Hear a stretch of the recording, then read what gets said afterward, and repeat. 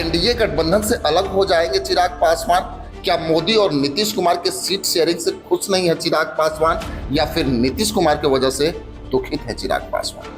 NDA की बैठक की एक रिपोर्ट क्या आई कि चिराग पासवान के लिए राजनीति में कई सवाल उठने लगे। वहीं अगर देखा जाए तो ये सवाल कोई साधारण नहीं है। अगर इसके सही से मायने निकाले जाए तो चिराग पासवान के पास वो क्षमता है कि वो अकेले ही एनडीए को छिन्न भिन्न कर सकते हैं। भाजपा की तरफ से एक रिपोर्ट जारी की गई कि बिहार विधानसभा चुनाव में 97 सीट पे जदयू तो वहीं 103 सीट पे भाजपा लड़ेगी, 30 सीट पे चिराग पासवान तो 7 सीटों पे जीताराम मांझी लड़ेंगे, तो वहीं 6 सीटों पे उपेंद्र कुशवाहा चुनाव लड़ेंगे। लेकिन अगर इस रिपोर्ट की बात की जाए तो चिराग पासवान कभी भी 30 सीटों पे नहीं मानेंगे, क्योंकि 50 सीटों की मांग करने वाले चिराग पासवान को अगर 30 सीटें भी दी जाए तो फिर एनडीए गठबंधन के लिए मुश्किल हो जाएगा, क्योंकि चिराग पासवान ये पहले ही बोल चुके हैं कि कम से कम 35 से 40 सीट चाहिए।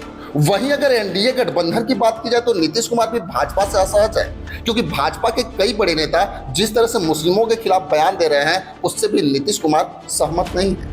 वहीं अगर दूसरी तरफ देखा जाए तो चिराग पासवान जिस तरह से भाजपा के लिए गोटी सेट कर रहे हैं, वहीं भाजपा के बड़े नेताओं के द्वारा उन्हें 30 सीट की पेशकश की जाती है, जिससे चिराग पासवान भी काफी असहज दिख रहे हैं। क्योंकि अगर देखा जाए तो पिछले 24 घंटे में चिराग पासवान ने जिस तरह का राजनीतिक पासा फेंका है, फिलहाल एनडीए के लिए राहत की बात होगी, क्योंकि चिराग पासवान के जीजा और जमुई सांसद अरुण भारती ने एक फेसबुक पोस्ट के जरिए तेजस्वी यादव की लंका में आग लगा दी।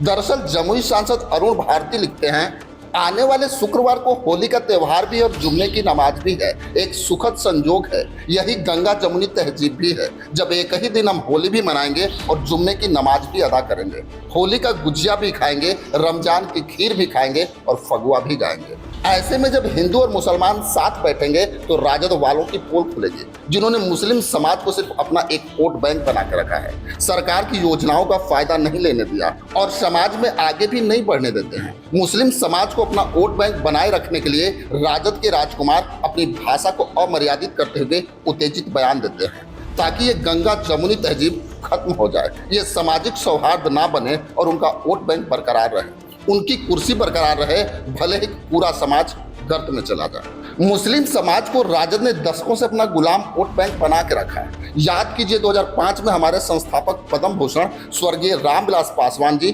मुस्लिम समाज से मुख्यमंत्री बना के बिहार के शीर्ष पद पर बिठाना चाहते थे, और उसके लिए उन्होंने अपनी पार्टी में टूट को मंजूर भी किया, मगर वसूल के साथ उन्होंने समझौता नहीं किया। क्या राजद बिहार में मुख्यमंत्री पद के लिए किसी मुस्लिम समाज के नेता को स्वीकार करेगी? ईमानदारी से जरूर जवाब दीजिएगा।